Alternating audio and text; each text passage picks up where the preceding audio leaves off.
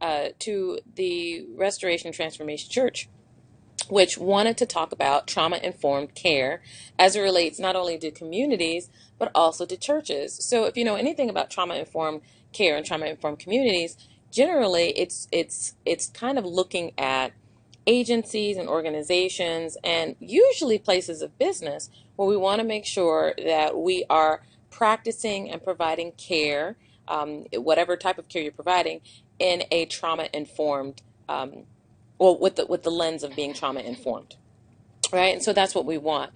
However, that hasn't always translated over to churches, and you can't just duplicate what's working in an organization such as the Google waiting room or IBM Towers or the local bank and plop it into a church.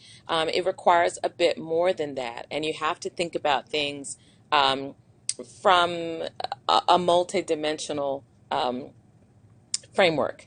So you're thinking about folks who themselves may experience trauma, as well as those who are consumers or patrons of the church who are experiencing trauma, folks who are pew members as well as leaders who may have experienced trauma and want to work with each other.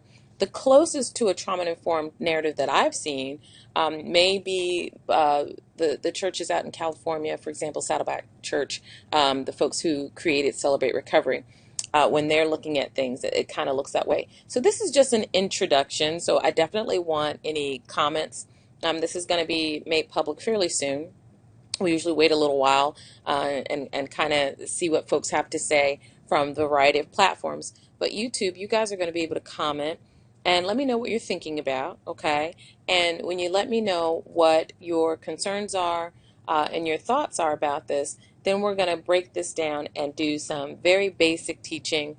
And I hope to be able to come to a church or house of worship where you are soon. Let's see, I'm going to move on over to my section, my chat section. So I know I've got some folks that are watching, but definitely if you're involved in the chat, you can provide some information even once we go offline, just to let me know what you are thinking, what's going to be most helpful for you. How do things look, you know, for especially if you work with folks with trauma, if you yourself want to work with folks with trauma in your church, or if you have yourself been are a survivor or consider yourself a former victim of abuse or trauma, what would you like to see when you come to your sanctuary? That's what I think of as churches and houses of worship as sanctuary. What would you like to see?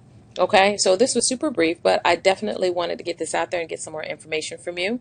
So definitely chime in and let me know what you think. You take care and have a very blessed day on purpose.